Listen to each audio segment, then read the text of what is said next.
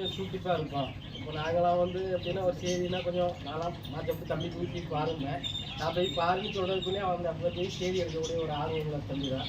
மொத்தத்தில் வந்து சாத்தான்குளத்தில் வந்து ஃபஸ்ட்டு வந்து அதிகமாக வந்து பேப்பர் ரிப்போர்ட்டர் ஒரு 2-3 பேர் தான் உண்டு. டிவிக்கு ரிப்போர்ட்டரே கிடையாது.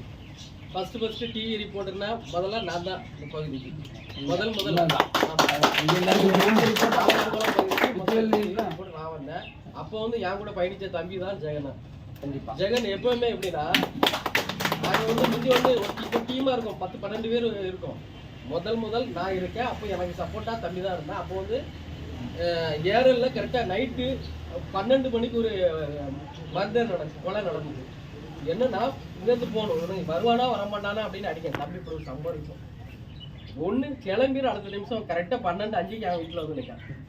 12 அடுத்தால ஒரு மணிக்கு ஏரல்ல 1 மணிக்கு ஒரு காட்டுக்குள்ளே உட்கார்ந்து செய்தி அனுப்பி விட்டுட்டு வரோம். அவ்வளோ எதுக்குன்னா நான் இருக்கிற வேகத்தோட இவன் அதிக வேகத்தில் இருப்பான். அப்படி இருக்கக்கூடிய ரிப்போர்ட்டர் தான் தம்பியும். இப்போ நான் வந்து ஒரு ரிப்போர்ட்டராக இருந்தேன். இப்போ எனக்கு பின்னாடி மொத்தத்தில் ஒரு 7-8 ரிப்போர்ட்டராக உருவாக்கியிருக்கேன். நான் முதல்ல வந்தேன், அதுக்கு அடுத்த தம்பி வந்தான்.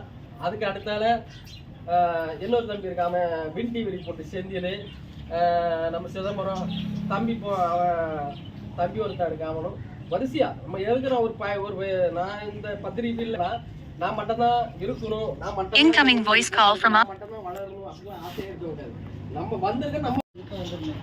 அப்போ முத்துவேலன்னா ஒரு இடத்துல பார்க்கும்போது முத்துவேலன் தான் எனக்கு ரொம்ப இப்போ தான் வந்து நம்ம கவிதைன்னு சொல்ல முடியும்னா இல்லை அவங்க ரொம்ப பழக்கம் அவங்களுக்கு தெரியும். அவங்களுக்கு ஏதாவது செய்தின்னா ஏன்னா வந்து கேட்பாங்க, இந்த வீடியோ எடுத்தாங்க அது வீடியோ எடுத்தாங்கன்னு கேட்பாங்க. அப்போ தான் பழக்கம்.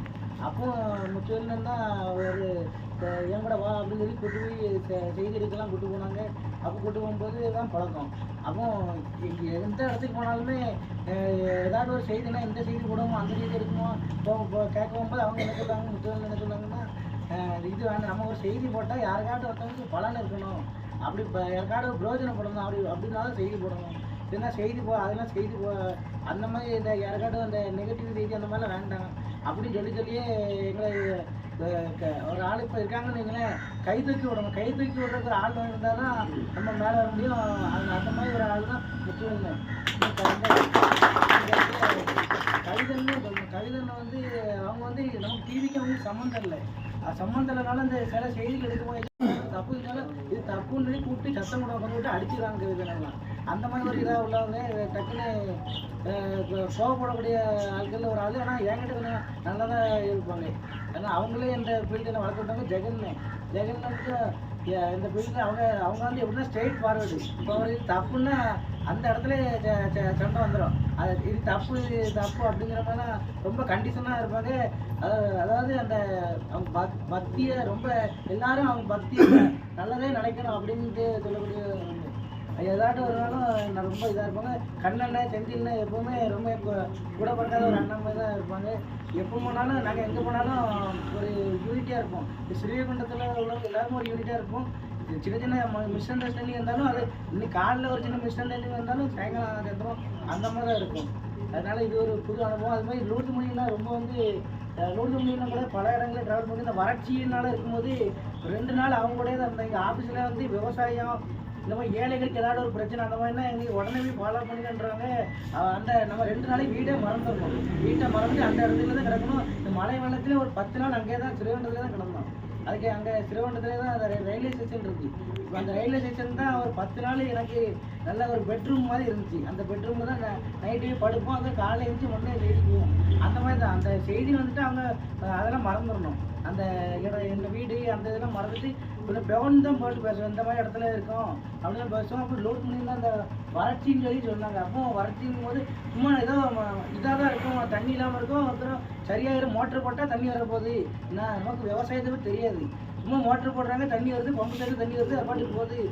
யாரோ விவசாயம் பண்ணுறாங்க, நம்ம சாப்பிட்றோம் அப்படிங்கிற மாதிரி தான் நினச்சிட்டு இருந்தா. அப்புறம் அவங்க கூட ஒரு 2 நாள் ஃபுல்லாக ட்ராவல் பண்ண. அப்படின்னா ஒவ்வொரு இடத்துக்கு ரொம்ப கிணத்துல தண்ணிலாம் வரட்டுட்டு அப்புறம் நிறைய இடத்துல செம்மண் தேரி வந்து தேசம் தோன்றினாலே தண்ணி வரக்கூடிய ஏரியா. அந்த ஏரியாவில் மாமரம் வாழை மரம்லாம் பட்டு கருவி இருந்துச்சு. அப்போ தான் இந்த தண்ணி இல்லாததோட கஷ்டம் என்னங்கிறத கண்ணால் நேர்பட நிறைய பேர் கஷ்டப்பட்டதும் பார்த்துருக்கேன். தண்ணியால் நிறைய பேர் கஷ்டப்பட்டு உயிரிழப்புகள் ஏற்பட்டதும் பார்த்துருக்கேன். உதாரணத்துக்கு சொல்ல போனால் இந்த ஸ்ரீரங்கத்தில் ஏரலெல்லாம் இந்த தாமிரபரணி ஆற்றுல வெள்ளம் வந்துச்சு.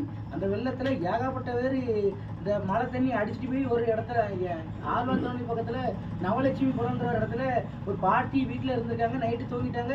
காலையில் பார்த்தா அவங்க ஃபுல்லாக தண்ணியில் மிதந்துட்டு அவங்க இழுத்துட்டு போய் ஒரு இடத்துல முள் செடிக்குள்ளே அவங்க இறந்துட்டாங்க. தண்ணியில் மூச்சு மூட்டி இறந்துட்டாங்க. அவங்க உடம்பு அப்போ 2 கிலோமீட்டர் தள்ளி ஒரு முள் காட்டுகள் கிடக்கு. அதை மீட்கிறதுக்கு கூட ஆள் இல்லை. அந்த மாதிரி தண்ணியால் இல்லாமல் கஷ்டப்படுறது கண் கூட பார்த்துட்டோம். தண்ணியால் கஷ்டப்பட்டு பார்த்தோம். ஆனால் யாருமே நிறைய அந்த இடங்களில் நிறைய பேர் வந்து யாருன்னே தெரியாது. நாங்கள் திருப்பூர்லேருந்து வரோம், அங்கே சிவகாசிலேருந்து வரோம் அப்படின்னு சொல்லி லாரியாக வந்து பொருட்கள்லாம் கொடுத்தாங்க. அவங்களெலாம் ரொம்ப உண்மையிலே அவங்களமே அதுக்கு தான் அவங்க அங்கே என்னென்னமோ தொழில் பண்ணிட்டுருங்க. அதெல்லாம் போட்டு பரவாயில்ல, நம்மக்கிட்ட என்ன இருக்கோ அதை கொண்டு வந்து கொடுப்போம் அப்படின்ட்டு வந்துட்டாங்க. அவங்களுக்கும் இந்த தருணத்தில் இல்லைனாலும் அவங்க ஒரு நன்றி தெரிவிக்கணும். அதனால் இந்த ஃபீல்டில் என்ன ரொம்ப நம்ம ஒரு கல்லாக இருக்குன்னு இங்கே சாதாரண ஒரு கல் மாதிரி தான் இருப்பேன். அதை செதுக்கி ஒரு சிற்பி ஆக்குனா அந்த சிற்பி வந்து முக்கியம் அவங்க